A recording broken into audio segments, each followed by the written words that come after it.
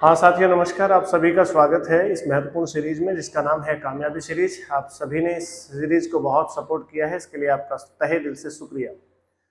तो प्यारे दोस्तों, चलते हैं हम आज की इस महत्वपूर्ण कक्षा पर डिस्कस करने।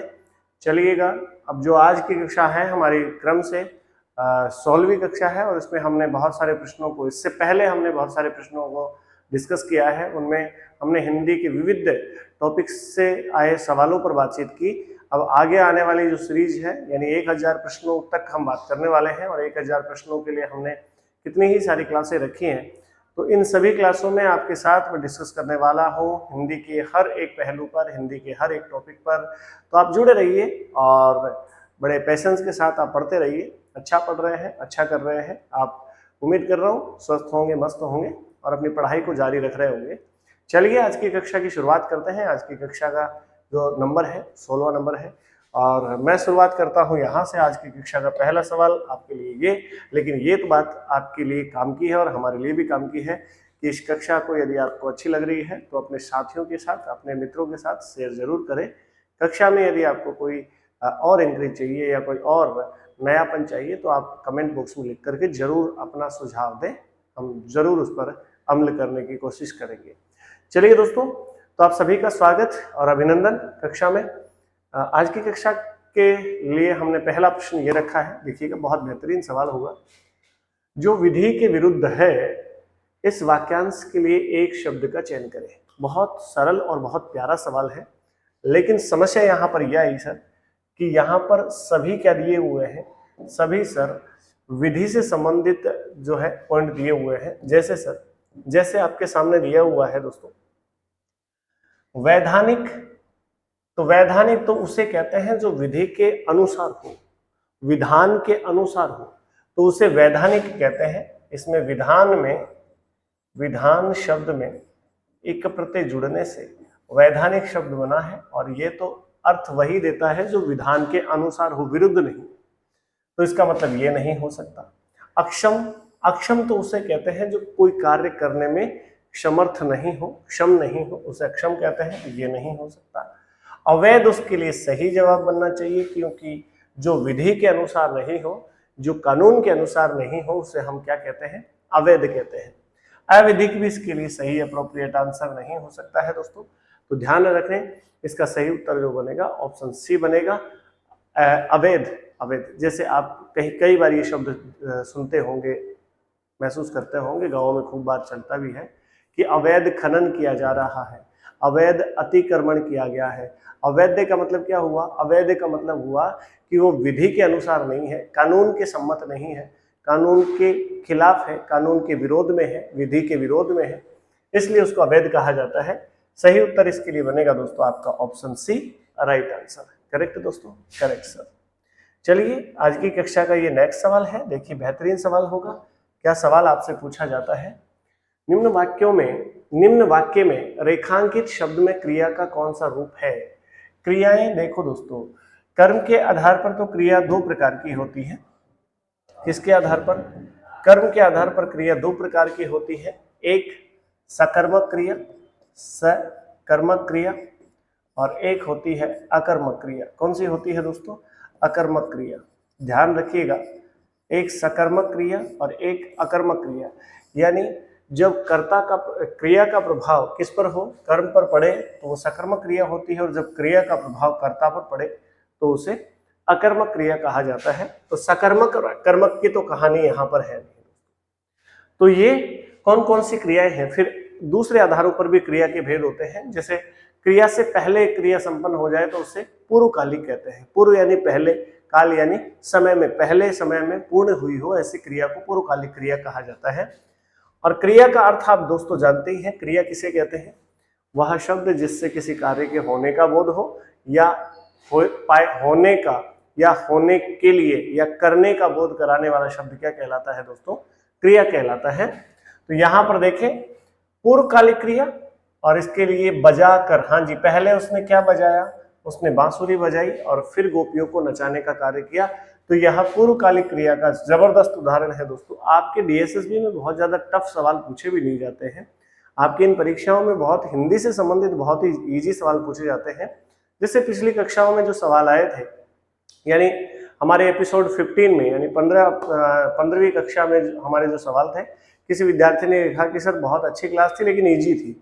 ये सही बात है कि आपको इजी सवालों पर ज़्यादा ले जाया जाता है। ये एग्जाम जो आपकी होती है, इनमें हिंदी में बहुत ज़्यादा गहराई में जाकर के सवाल नहीं पूछे जाने की गुंजाइश होती है। फिर भी आपको तो गहराई से अध्ययन करना है, आपको तो किसी भी पहलू को छोड़ना नहीं है, इसलिए आप इम्तिनान के साथ चीज़ें पढ़ते चलें। तो यह है, इसके लिए सही उत्तर क्या बन जाएगा? पूर्वकालिक क्रिया। यानी पहले कृष्ण बांसुरी बजा कर, देखो इसकी एक पहचान बता देता हूँ। पूर्वकालिक क्रिया की पहचान ये है दोस्तों, आपको जनरली मिल जाता है कर, क्रिया के लास्ट में क्या मिल जाता है दोस्तों? कर शब्द मिल जाता है, तो वहां समझ लीजिएगा कि यह पूर्वकालिक क्रिया का उदाहरण होगा। ठीक है, ये 95% आपको ये मिल जाएगा। ये एकदम सीधी इसका कीवर्ड है। जहां आपको कर मिल जाता है वहां पूर्वकालिक क्रिया होती है, यानी क्रिया से पहले क्रिया संपन्न होती है। यस और नो? Yes sir. चलिए अगला सवाल आपके लिए ये रहा, देखें क्या कहता है सवाल, बहुत प्यारा है। सदाचार शब्द के शुद्ध संधि विच्छेद का चयन कीजिए। सदाचार बहुत बढ़िया सा है और इसका सही संधि विच्छेद हमें करना है, कर लेंगे सर। सत धन अचार, सत तो ठीक है लेकिन अचार ये कोई खाने वाली बात थोड़ी है दोस्तों, ये है आचार होना चाहिए। क्या होना चाहिए? आचार। और आचार का अर्थ होता है व्यवहार। क्या होता है दोस्तों? व्यवहार। और कैसा व्यवहार? सही अच्छा व्यवहार होता है, उसे कहते हैं सदाचार। तो इसके लिए सत ठीक था लेकिन अचार गलत है। यहाँ सत ठीक है और अचार भी सही है, इसका मतलब दूसरा ऑप्शन 20 के लिए सही उत्तर है। ऑप्शन 20 के लिए एकदम अप्रोप्रिएट आंसर है दोस्तों, सत धन अचार। संधि कौन सी है? व्यंजन संधि है दोस्तों। कौन सी संधि है? व्यंजन संधि का ये जबरदस्त बेहतरीन उदाहरण है। ठीक है, याद रखिएगा। तय, तय का बन गया दय। किस कारण से बना है? व्यंजन संधि का एक नियम है कि यदि प्रथम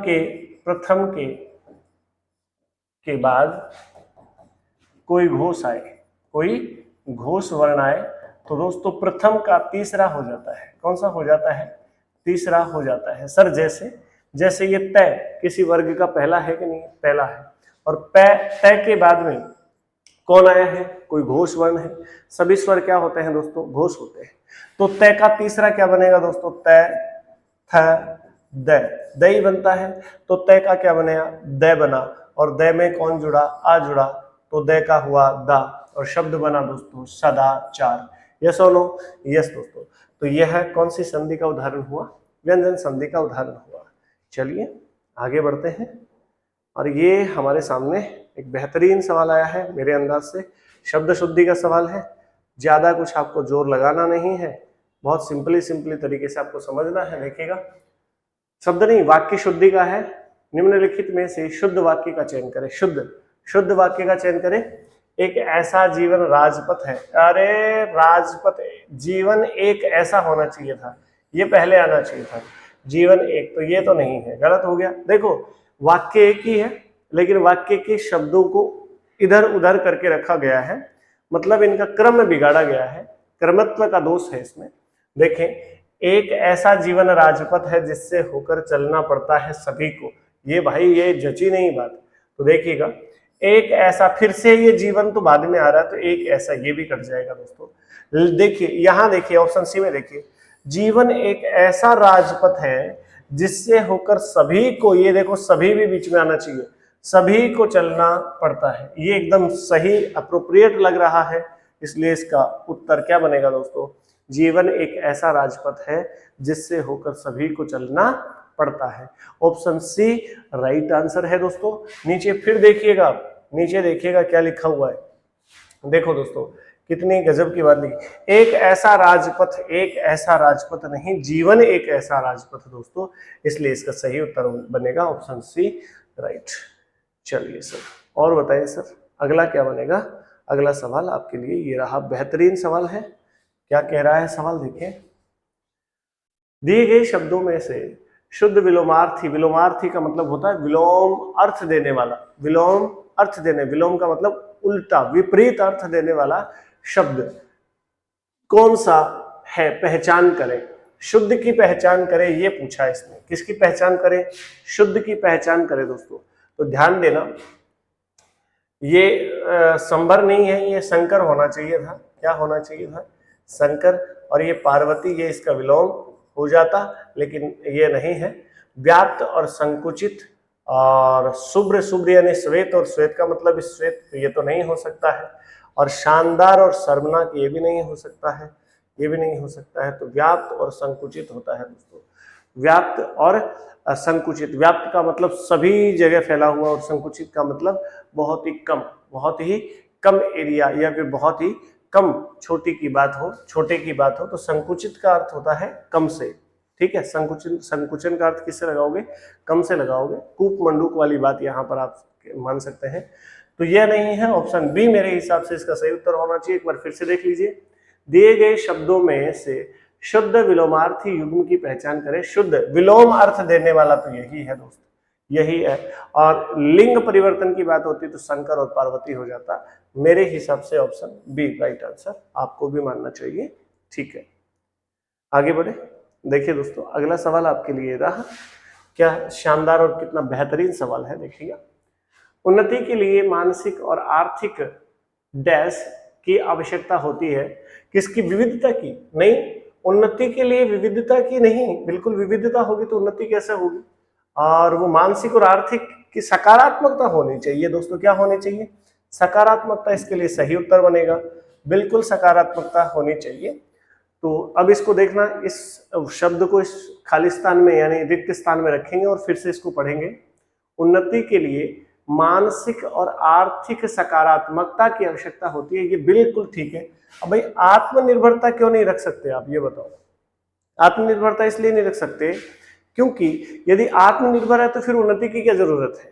उन्नति की कोई आवश्यकता ही नहीं है। और नीचे देखो, सक्षमता। सक्षमता हम इसलिए नहीं रख सकते क्योंकि सक्षम ही हो गया है तो फिर उसे उन्नति की क्या आवश्यकता है? आत्मनिर्भर है, उन्नति की कोई जरूरत नहीं है, और सक्षम है तो फिर उन्नति की कोई जरूरत नहीं है। मानसिक और आर्थिक उन्नति के लिए तो सकारात्मकता की आवश्यकता होती है, पॉजिटिविटी की आवश्यकता होती है। यस और नो दोस्तों? यस। इसलिए इसका सही उत्तर ऑप्शन बी बनेगा। Okay okay sir. नेक्स्ट अगला सवाल देखिए, बहुत ही प्यारा है। देवता क्या कर गए?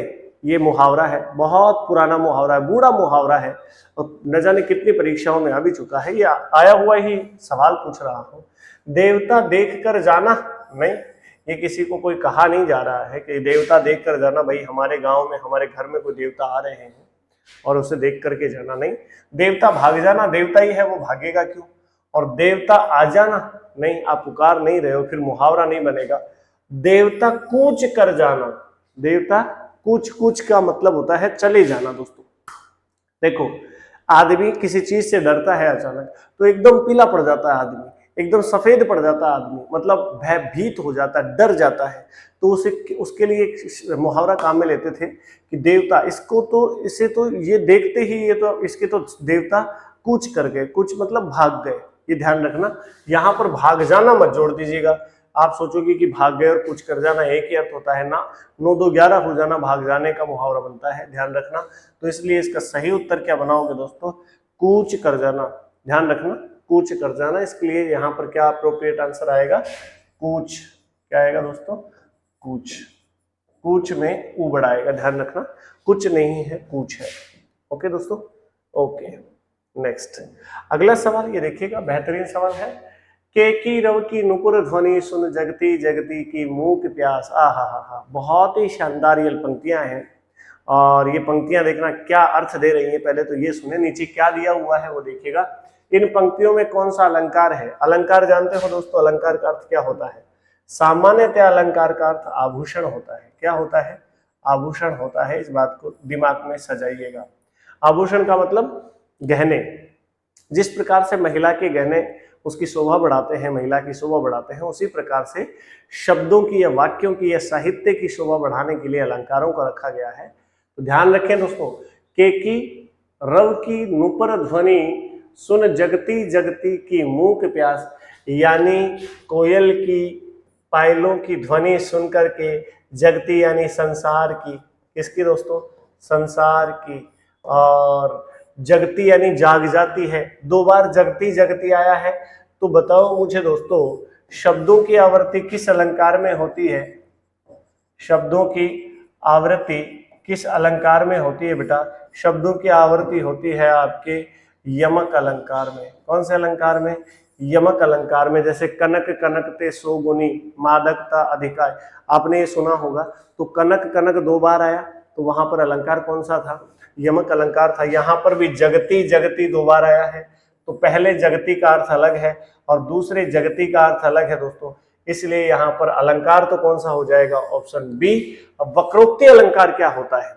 वक्रोक्ति अलंकार, जैसे बात सीधे सीधे तरीके से कही गई है लेकिन उसका अर्थ सुनने वाला अपने हिसाब से लगा रहा है, एक चमत्कारिक अर्थ लगा रहा है, तो फिर उसे क्या कहते हैं?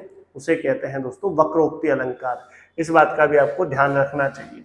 विवक्षा अलंकार, विवक्षा अलंकार एक अलग अलंकार होता है दोस्तों। विवक्षा का मतलब होता है व्याप्ति, विवक्षा का मतलब क्या होता है? व्याप्ति। और ये श्लेष अलंकार, श्लेष अलंकार तो उस अलंकार को, ये विवक्षा का मतलब होता है पुनरुक्ति। मैं आपको यूं भी समझा सकता हूं दोस्तों, पुनरुक्ति अलंकार का ही दूसरा नाम क्या है? विवक्षा अलंकार है। और श्लेष अलंकार वह अलंकार जिसमें एक शब्द दिया हो और उसके 3, 2 या 2 से अधिक अर्थ निकलते हो, तो उसे किस में रखा जाएगा? उन पंक्तियों को श्लेष अलंकार में रखा जाएगा। इसलिए इन पंक्तियों का जो सही अलंकार आपसे पूछा जाए तो इन पंक्तियों का सही अलंकार है दोस्तों यमक अलंकार, क्योंकि एक शब्द की आवृत्ति हो रही है और आवृत्ति होने के बाद उन शब्दों के अलग अलग अर्थ निकल रहे हैं, भिन्न भिन्न अर्थ निकल रहे हैं। यानी एक ही शब्द का दोहराव हो, बार बार आए और बार बार आने के बाद उसका जितनी बार है उसका अर्थ अलग अलग निकले, तो ऐसे अलंकार को किस नाम से पुकारा जाता है? यमक अलंकार के नाम से पुकारा जाता है। क्लियर है दोस्तों? Clear sir. नेक्स्ट आगे बढ़ते हैं दोस्तों। ये बहुत बेहतरीन सवाल था, ये अच्छे लेवल का सवाल था। आपको अलंकार का टॉपिक बढ़िया से करवाया भी जाएगा, डोंट वरी। शब्दालंकार क्या होता है, अर्थालंकार क्या होता है, उभयालंकार क्या होता है, अलंकारों के कितने भेद होते हैं और कौन सा अलंकार कौन सी पंक्तियों में प्रयुक्त होता है, किस प्रकार की पंक्तियां होती है, तो वहां पर कौन सा अलंकार प्रयुक्त हुआ है, इन सब की जानकारी हम लेने वाले हैं। लेकिन इसके लिए स्पेशल अलंकार की आपके लिए क्लास करनी होगी। उस क्लास में आपको अलंकारों के बारे में डिटेल से समझाया जाएगा। निम्नलिखित में से कौन सा शब्द थकान का पर्याय नहीं है? पर्याय का अर्थ होता है दोस्तों उसके जैसा अर्थ देने वाला। तो इनमें से 4 विकल्प आपके सामने हैं और आपको छांटना है कि कौन सा है जो ये कहता है कि मैं भैया थकान का पर्यायवाची नहीं हूं, मतलब थकान मेरा अर्थ नहीं होता है। तो क्लांति का मतलब तो थकान ही होता है, और श्रांति का अर्थ तो बहुत बढ़िया से आपने सुना होगा, श्रांति का अर्थ भी थकान होता है। परिश्रांति का अर्थ भी विशेष प्रकार से बहुत ज्यादा थक जाने को परिश्रांति कहते हैं। और आश्विन, आश्विन का मतलब तो कुंवारपन होता है, आश्विन का माह होता है, एक महीना होता है हिंदी में, वो आश्विन का महीना होता है। तो आश्विन का अर्थ मेरे अंदाज से क्या नहीं होता है दोस्तों? थकान नहीं होता है। बाकी सभी 3 विकल्प का अर्थ क्या होता है? थकान। यानी निम्नलिखित में से थकान का पर्यायवाची कौन नहीं है? Option D, option D correct answer. Okay okay sir, आगे बढ़िएगा दोस्तों। और आगे बढ़कर के यदि हम बात करें तो आपके सामने आएगा कि उचित तद्भव शब्द का चयन करके निम्न वाक्य पूर्ण करें। अब वाक्य है यहाँ पर हमारे सामने और वाक्य दिया हुआ है और उसमें हमें उचित किसका चयन करना है? तद्भव का चयन करना है। तद्भव कौन से होते हैं दोस्तों? तद्भव वे शब्द होते हैं जो हिंदी से, जो संस्कृत से, किससे? संस्कृत से हिंदी में अपभ्रंश होकर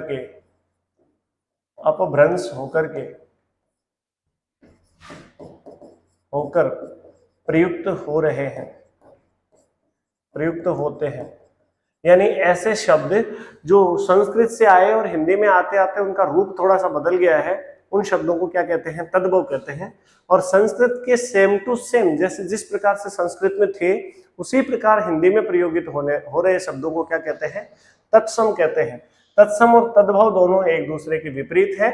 अब यहाँ पर देखिएगा, नारिकेल, इसको तो काट दो, इसका तद्भव होता है नारियल। नारिकेल तत्सम शब्द है, तो यहाँ पर पूछा क्या है? तद्भव पूछा है, इसको काट दिया।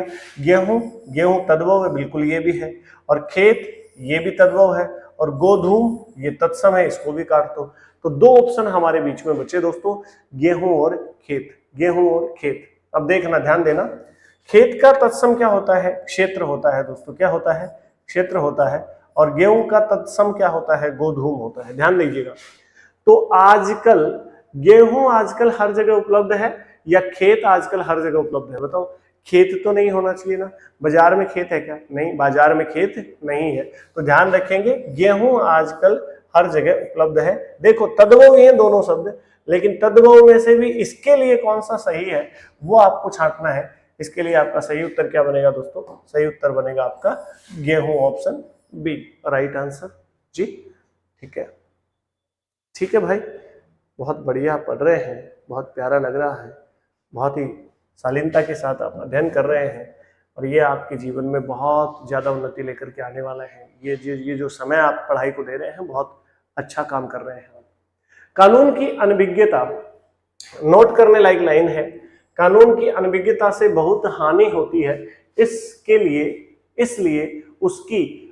उसकी यानी किसकी? कानून की। कानून की आवश्यकता है, डैश आवश्यकता है। अब किसकी आवश्यकता है?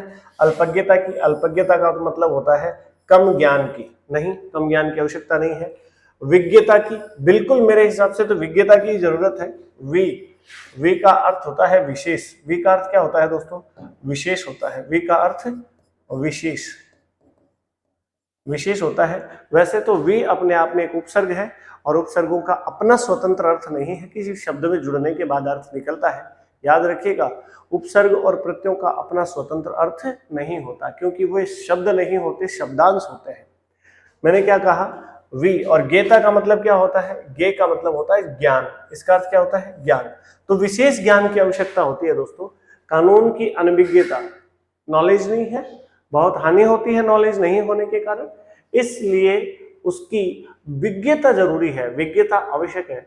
उपयुक्त शब्द चुनकर उपरोक्त वाक्य में रिक्त स्थान की। उपरोक्त शब्द गलत है दोस्तों, उपरोक्त नहीं होता है। देखो ध्यान दीजिएगा, मैं सवाल में भी ठीक करवा रहा हूं आपको। यहाँ उपरोक्त ना होकर के क्या होना चाहिए था दोस्तों? उपर्युक्त होना चाहिए था। उपर्युक्त, ये एकदम ठीक है। उपर्युक्त एकदम सही है और उपरोक्त एकदम ही गलत है। उपरोक्त शब्द अगर आपके सामने कहीं हिंदी में आता है तो उसे गलत साबित कर दे आप, क्योंकि उपरोक्त होता ही नहीं, क्या होता है? उपर्युक्त होता है दोस्तों। उपर्युक्त में एक जबरदस्त संधि कार्य कर रही है, ऊपरी धन उक्त। ऊपरी धन उक्त का अर्थ होता है ऊपर जो लिखा हुआ है, ऊपर जो कहा गया है। तो ऊपरी धन उक्त का संधि विच्छेद संधि रूप बनता है उपर्युक्त। और सही शब्द उपरोक्त ना हो करके क्या होता है? उपयुक्त होता है। और इसका सही आंसर क्या बनेगा? इस सवाल का सही आंसर बनेगा ऑप्शन बी, विज्ञता। थोड़ा सा ध्यान दे लें आप तो आपका कल्याण संभव है बेटा।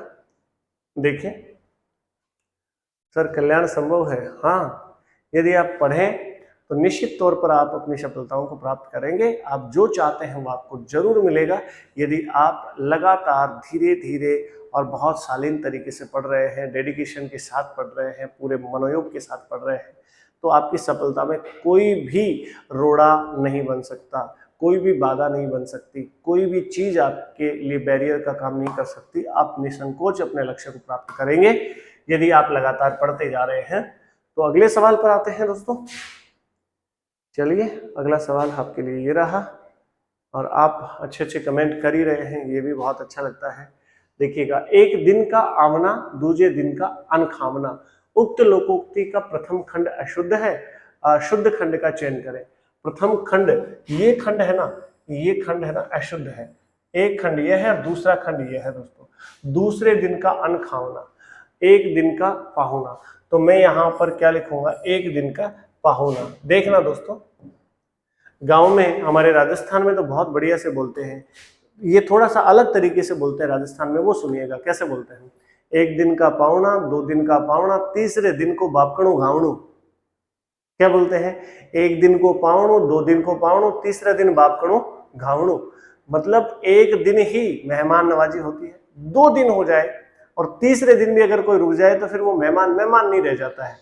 ध्यान रहे दोस्तों, इसलिए जितना कम हो सके आप मेहमान बन करके कम से कम समय रुके सामने वाले के पास। देखिए, एक दिन का आवना नहीं होता दोस्तों, एक दिन का पाहुना होता है। क्या होता है? पाहुना यानी मेहमान। ध्यान रखें, ये पाहुना शब्द बहुत गजब का है। पाहुना राजस्थानी में तो पावना ही बोलते हैं। क्या बोलते हैं दोस्तों? पावना ही बोलते हैं। तो ध्यान रखें, एक दिन का पावना, दूसरे दिन का अनखावना। अनखावना का मतलब अनकंफर्टेबल लगने वाला हो जाता है। ठीक है दोस्तों। और दूसरे दिन तो सारी चीजों में ही कटौती करने लग जाते हैं। जो क्या बोलते हैं, एक होता है अपने अपन बोलते हैं ना कि जिनके हम यहाँ जाते हैं तो उसको क्या बोलते हैं, अतिथि, और एक को बोलते थे आतिथेय। तो जो सामने वाले सत्कार करने वाले होते हैं वो अनकंफर्टेबल फील करते हैं, इसलिए ज़्यादा समय तक सामने वाले रिश्तेदारी में भी मान लो, कहीं भी मान लो, आपको नहीं ठहरना चाहिए। एक समय होता है, लिमिट होती है उसकी भी। चलिए, हाँ, कई लोग बड़ा आनंद से रुकते हैं, 2 दिन रुकते हैं, 3 दिन रुकते हैं, लेकिन आप नहीं जानते कि सामने वाले कितने आपसे अनकंफर्टेबल फील कर रहे हैं। अन्वेषण शब्द के शुद्ध संधि विच्छेद का चयन करें। बहुत बेहतरीन सवाल है दोस्तों।